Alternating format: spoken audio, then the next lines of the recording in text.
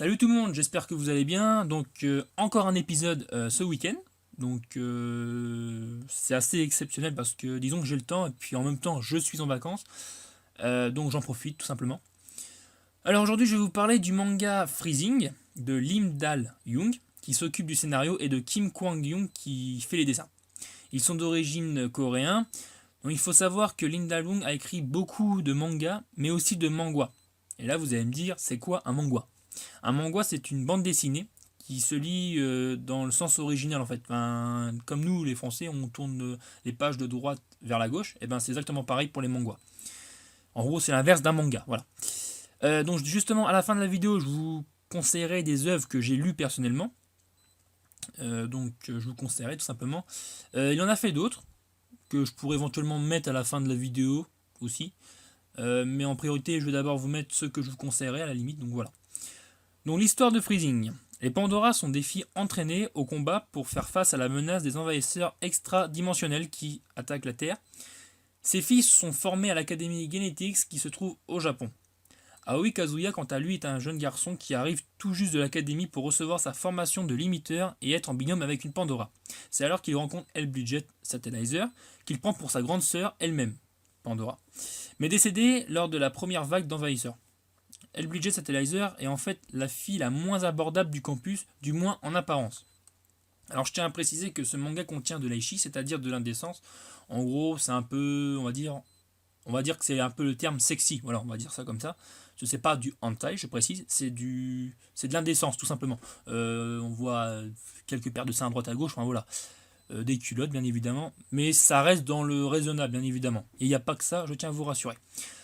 Donc un peu de gore bien évidemment, mais ça reste raisonnable aussi. Le manga Freezing compte 27 tomes reliés au Japon, licencié également en France par Doki Doki. Nous en sommes au tome 23 et le 24e est prévu ce 11 mars. A savoir que l'auteur disait en plus de Freezing une série de 20 tomes et en fait on en est déjà arrivé à 27 au final. Donc je trouve que c'est plutôt bien. L'auteur a fait un spin-off qui se nomme Freezing Chronicle et une autre série concernant le passé de Freezing tout simplement, donc qui est justement liée à la grande sœur du personnage principal Aoi Kazuya, qui s'intitule Freezing Zero. Le 5e tome est sorti récemment en février. Donc voilà. Il y a une autre série qui a été faite aussi qui se nomme Freezing Pearl Love Story. Donc je ne sais rien concernant la synopsis. Je pense que ça doit être sûrement lié aux coupes de l'histoire ou quelque chose comme ça. Bref, toujours pas de date en France en tout cas. Donc à en revenir au manga principal, le manga est très beau dans son ensemble. Les personnages sont vraiment jolis, les mouvements sont vraiment propres, c'est vraiment soigné. En même temps, je m'attendais un petit peu à quelque chose de propre parce que vu que j'ai lu justement un de ses premiers mangas de l'auteur que j'ai vraiment apprécié, donc du coup, je m'attendais à ce que ce soit aussi joli pour Freezing, bien évidemment. Et j'ai pas été déçu, donc voilà. L'histoire, par contre, est plutôt originale, mais à la fois un peu complexe aussi dans le sens on sait pas toujours comment ça va se finir en fait. Il y a des pertes de personnages qu'on s'attache un petit peu. Il y a des personnages, je veux dire, qu'on suit depuis le début de la série et on s'y attache quoi forcément. Et puis ma meurt tout simplement. Mais bon, c'est pas non plus, ça gâche pas tout, mais bon, ça fait un petit pincement quand même, mais bon, voilà. Les personnages sont généralement liés en amour, je dirais, donc je m'explique. Dans le manga, être limiteur signifie être partenaire avec une Pandora, comme le dit dans la synopsis.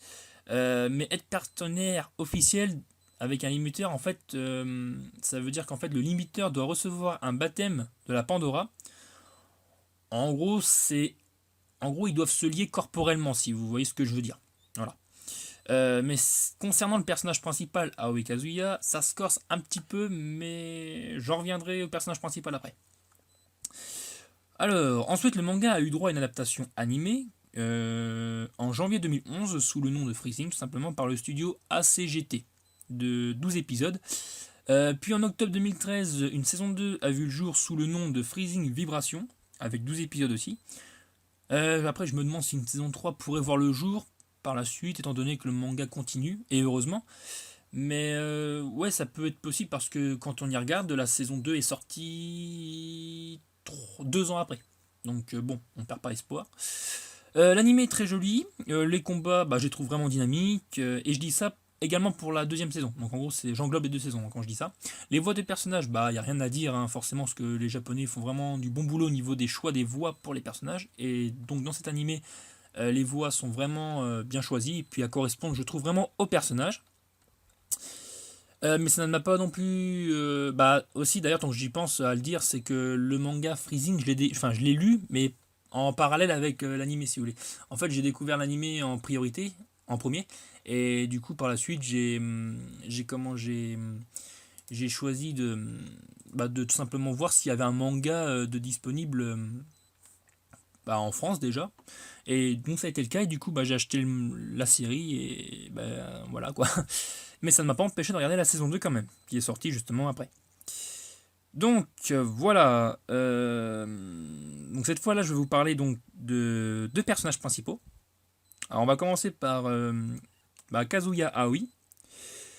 Alors, il est insouciant et timide. Il est un nouvel élève de l'Académie Genetics qu'il a intégré car sa défunte sœur, qui était justement l'une des Pandora, qui était justement élève aussi.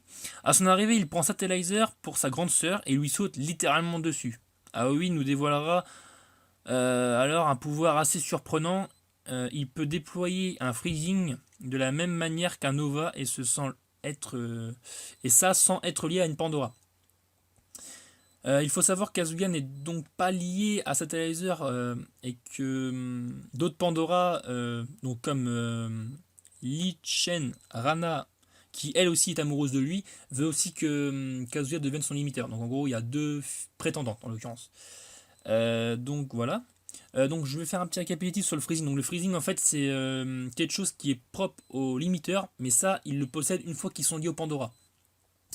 En fait c'est une sorte de, on va dire, comment je pourrais dire, on va dire que c'est une sorte de tapis en fait qui se déploie, on va dire. Enfin je sais même pas, c'est un tapis, c'est quelque chose qui se projette en fait en longueur et en largeur et qui permet d'immobiliser justement les Nova, donc les monstres en l'occurrence qui attaquent les humains, et permet aux Pandora d'attaquer en fait, tout simplement. Mais ça fonctionne également sur les Pandora, donc on peut aussi immobiliser des Pandora avec un freezing.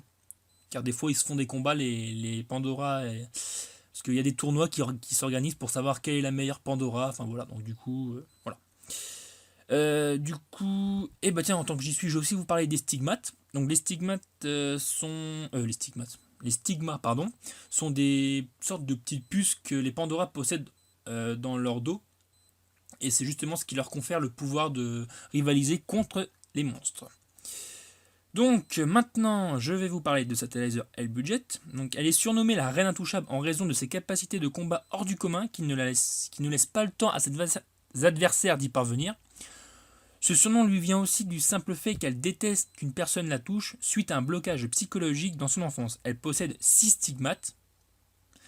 Et Aoi Kazua est la plus grande compatibilité qui est de 6,5%.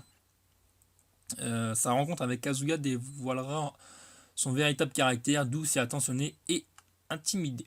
Donc du coup, pour être clair, Satellizer possède les stigmas de la sœur de Kazuya, donc du personnage principal. Donc c'est aussi grâce à ça que Kazuya a vu en Satellizer sa grande sœur. C'est également expliqué dans la série. Donc voilà, il faut aussi savoir que Satellizer, je tiens à préciser, a eu un gros choc donc psychologique, également comme je viens de le lire tout à l'heure. Donc elle a eu un passé vraiment lourd et du coup vous allez voir quand vous lirez la série, c'est vraiment bizarre. On aurait vraiment pitié pour elle, quoi. Mais bon, vous allez voir, vous verrez. C'est vrai qu'il y a le personnage principal donc de Linshen Rana que j'ai précisé tout à l'heure, mais bon, l'histoire se base plus au début sur Satellizer et Kazuya. J'aurais pu éventuellement parler d'elle, mais personnellement, je reste sur le principe que c'est Kazuya et Satellizer les plus principaux. Mais elle a fait également partie des personnages principaux. Et il y a même une autre personne qui en fait partie. Mais bon, j'en dis pas plus, sinon ça spoilerait ça par contre. Donc l'anime n'est toujours pas disponible en France, et je ne pense pas qu'il le sera. Mais on ne sait jamais. Donc si je me rappelle, il y a de la censure, bien évidemment, parce que bon, quand on voit 2-3 paires de seins qui se trimballent, il y a toujours une censure.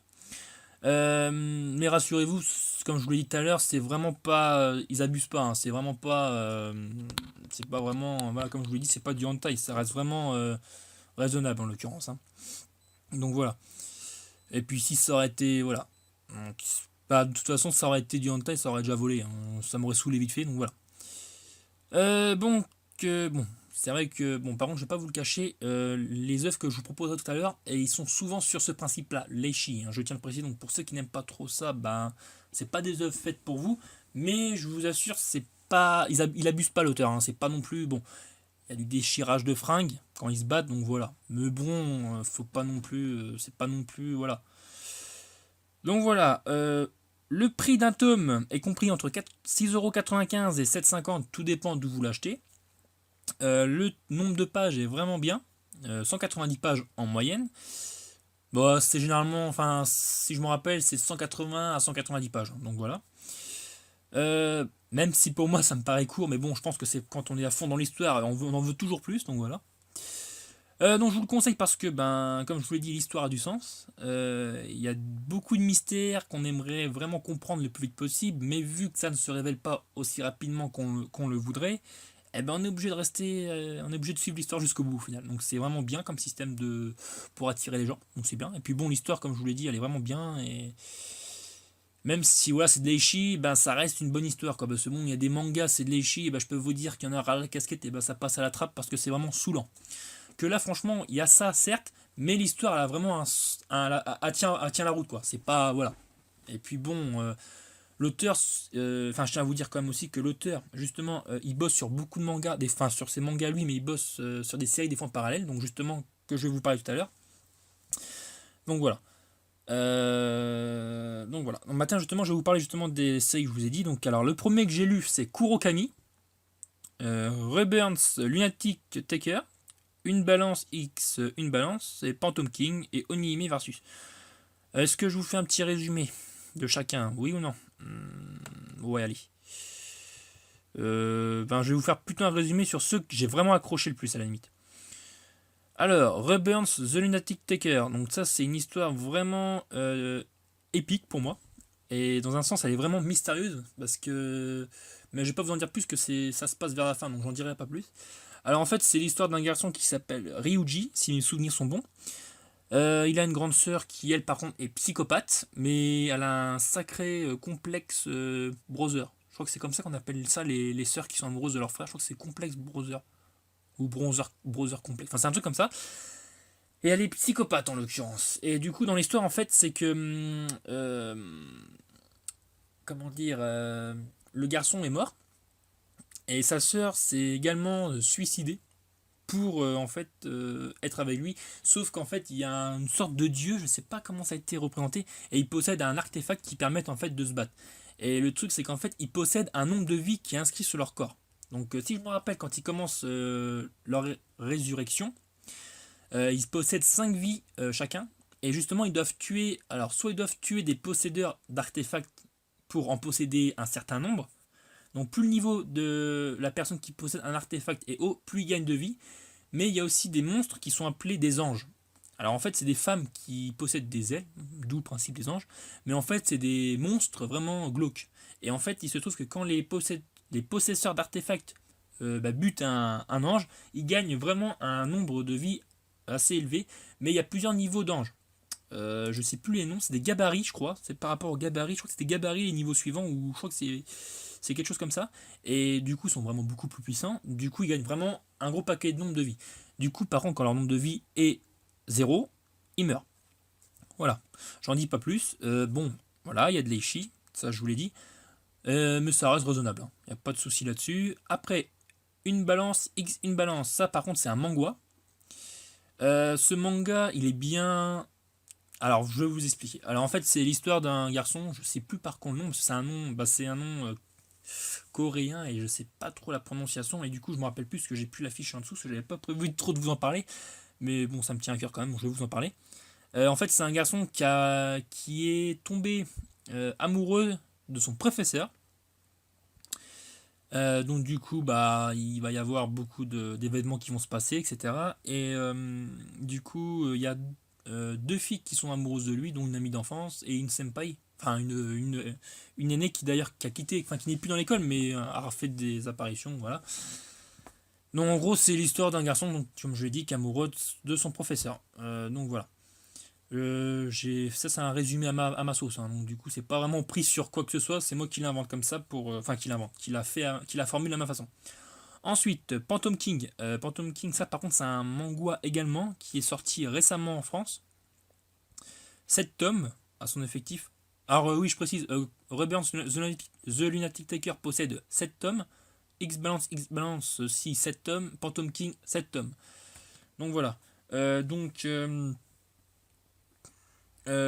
c'est l'histoire en fait d'un garçon qui possède un démon, enfin qui est en lui en l'occurrence, et en fait il l'utilise pour se battre contre d'autres démons en fait. Et il se trouve que il a une personne qui est à ses côtés qui s'appelle, que lui appelle Maid, qui est à ses côtés, et en fait il se trouve que cette personne a un lien avec le Phantom King, qui est une personne en fait qui a formé des en fait le Phantom King est une personne qui a formé un groupe de chasseurs de démons en fait, tout simplement, avec des pouvoirs.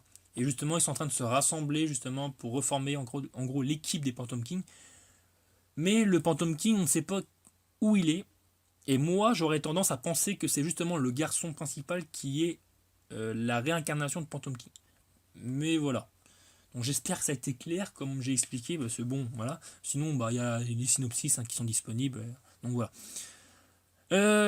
Après le reste, c'est des mangas que j'ai pas. Enfin, qui sont sympas, mais je les lirai pas 36 fois, quoi. Rebirth the Undertaker, oui. Zone Balance, X Balance, pareil. Phantom King, voilà, c'est des mangas que je lirai plusieurs fois. Phantom King, lui, par contre, il est toujours en cours. 3 tomes disponibles, le quatrième est prévu bientôt. Rebirth the Undertaker terminé en France. Une balance X, une balance terminée aussi en France. Donc voilà. Et Onihime versus, pareil, disponible. 4 tomes par contre celui-là. Donc voilà. Kurokami disponible aussi en France. Je crois qu'il est aussi terminé, il me semble. Donc voilà. Donc là c'est bon. J'ai dû faire le bon résumé. Donc j'en ai terminé avec ce Coin Manga numéro 6. Donc j'espère qu'il vous a plu malgré le fait que j'en ai sorti 3 en un week-end. En tout cas, n'hésitez pas à aimer la vidéo, à la partager et à donner votre avis dans les commentaires. Donc j'espère que ça a été compréhensible au niveau des présentations, des synopsis des mangas que je vous conseille. Donc voilà. Donc sur ce, bah, je vous dis à la prochaine, bah, justement pour le prochain Coin Manga. Et puis aussi, je remercie ceux qui ont encore regardé mes vidéos. Et puis voilà. Donc abonnez-vous si vous le souhaitez. Et puis bah, je vous dis à la prochaine pour le prochain Coin Manga. Et je vous dis peace.